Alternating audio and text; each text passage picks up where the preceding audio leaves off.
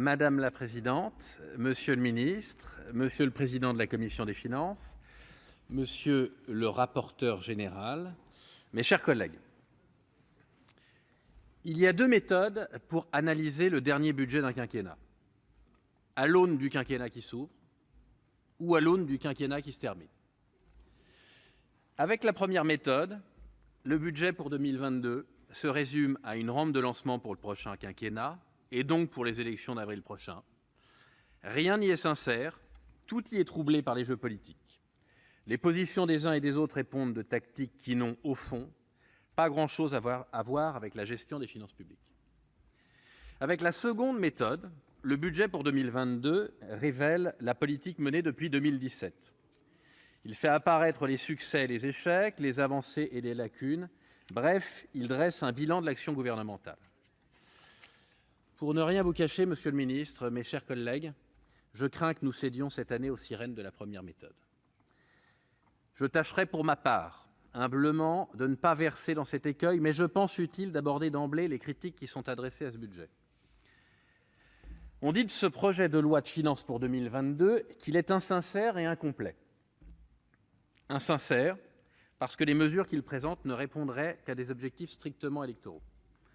Incomplet, parce que le texte a été, depuis sa présentation en Conseil des ministres, augmenté de nombreuses mesures au gré des annonces de l'exécutif.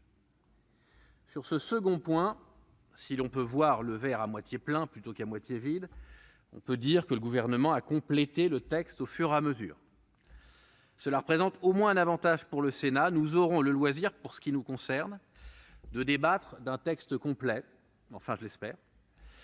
Nos collègues députés ne peuvent pas en dire autant. Quoi qu'il en soit, il est légitime que nous abordions ce texte avec des incertitudes.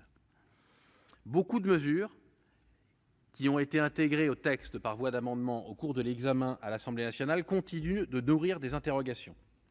J'espère que nos débats permettront d'apporter des réponses à ces interrogations. C'est l'une des principales prérogatives du Parlement que de voter le budget. Le président l'a dit. Nous sommes légitimement en droit d'exiger de connaître exactement ce que nous votons. Un exemple illustre bien ce point auquel j'ai été directement confronté avec ma collègue Sophie Taillé-Polian en tant que rapporteur spécial de la mission Travail et Emploi, c'est le contrat d'engagement jeune. À l'instar de nombreux collègues de la majorité sénatoriale, j'ai été rassuré de constater qu'il ne s'agissait pas, sous couvert d'un nouvel acronyme, d'un RSA jeune. La mesure vise au contraire à renforcer la garantie jeune qui a fait ses preuves. Elle devra trouver à s'articuler avec les dispositifs existants. Ainsi présenté, ce contrat d'engagement semble donc cibler les publics les plus éloignés du marché de l'emploi, ceux-là même qui ne bénéficient pas de l'amélioration du marché du travail. Il peut aussi permettre de simplifier le panel des solutions proposées aux jeunes et offre donc davantage de lisibilité et de clarté aux acteurs de terrain. Cependant, le Sénat, dans sa grande diversité, demeure très attaché au rôle des missions locales, dans le maillage des politiques d'insertion des jeunes. Et à cet égard, force est de constater, monsieur le ministre, que la lente incubation du dispositif dans les arcanes de Bercy, puis sa précipitation brutale dans l'hémicycle de l'Assemblée nationale, n'ont pas permis d'atténuer toutes les inquiétudes. J'espère, encore pour ma part, que nous aurons l'occasion d'en débattre. C'est ainsi que nous pourrons faire entendre la voix des élus dans l'élaboration de ce budget. Pour ce qui concerne le premier point, à savoir la prétendue insincérité du budget, là encore, je crois que nos débats en hémicycle devraient permettre de lever les doutes sur certaines des interrogations légitimes qui ont pu se poser. Mais toutes ces interrogations, pour légitimes qu'elles soient, ne dénoncent pas réellement, à mon sens, l'insincérité du budget. Elles le placent sous le signe d'une grande incertitude, incertitude liée à la situation sanitaire de la France, de l'Europe et du monde. Or, nous nous trouvons aujourd'hui dans une situation des plus paradoxales. D'une part, la reprise économique est forte. Et les bons résultats valident la stratégie adoptée par le gouvernement et approuvée par le Parlement de soutien aux entreprises et aux ménages. Le taux de chômage est au plus bas depuis 15 ans. Le taux de croissance, à plus de 6% en 2020 et plus de 4% en 2021, atteint des niveaux qui rappellent presque les 30 Glorieuses. L'inflation, enfin, qu'on croyait disparue d'Europe, fait son retour en France et inquiète jusqu'en Allemagne. D'autre part, l'épidémie menace de reprendre partout dans le monde, en Europe plus vigoureusement qu'ailleurs. En Allemagne, justement, l'augmentation fulgurante du nombre de cas nous incite à la plus grande vigilance sanitaire. Mais surtout, cette instabilité chronique nous oblige à savoir naviguer à vue en matière d'économie, car les indicateurs conjoncturels ne valent désormais plus que pour quelques mois, si ce n'est pour quelques semaines. Pour ne pas nous égarer, nous devons nous en remettre à notre boussole. Il s'agit de combiner le court terme et le long terme, d'articuler la tactique et la stratégie, de savoir parer à l'urgence du présent tout en préparant l'avenir.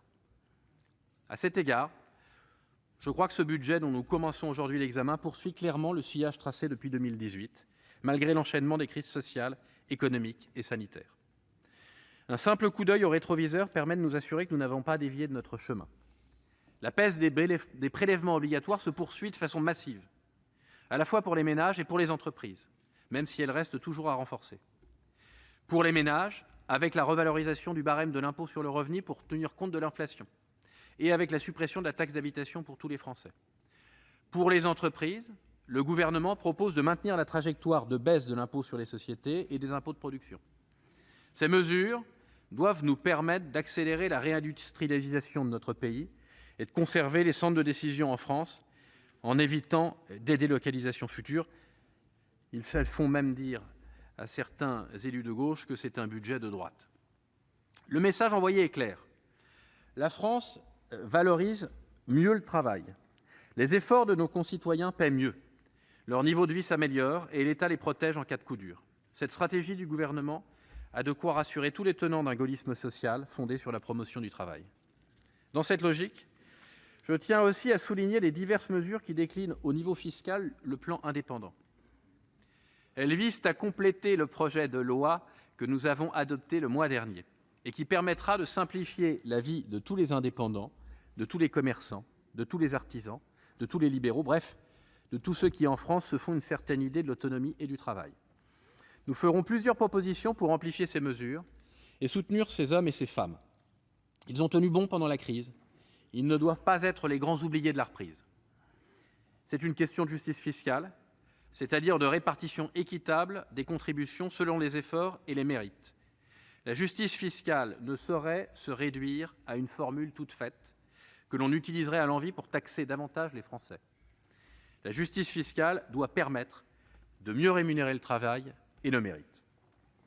À cet égard, monsieur le rapporteur général, la commission des finances, par votre voix, portera un amendement important sur la compensation des pertes de CVAE pour les collectivités territoriales.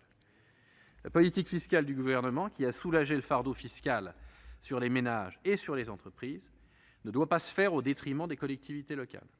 Notre groupe accueille favorablement cette proposition, qui renforcera le consentement à l'impôt dans nos territoires et qui justifierait à elle seule que nous votions la première partie, monsieur le rapporteur général. Enfin, monsieur le ministre, mes chers collègues, je crois que ce budget poursuit une ligne claire que le gouvernement s'est attaché à tracer tout au long du quinquennat. Elle vise à renforcer l'autorité de l'État dans ses missions régaliennes, en consolidant les crédits des armées, de la justice, de la police. Depuis 2017, nous affirmons notre attachement à cet engagement et nous continuons de le faire. La commission des finances ne s'y est d'ailleurs pas trompée, elle a adopté les crédits de chacune de ces missions régaliennes. Ce faisant, nous donnons les moyens de remettre de l'ordre dans notre pays. C'est ce qu'attendent les Français, mais ces efforts ne doivent pas se faire au détriment de notre souveraineté économique. C'est pourquoi il nous faudra, sans tarder, remettre de l'ordre dans nos finances publiques.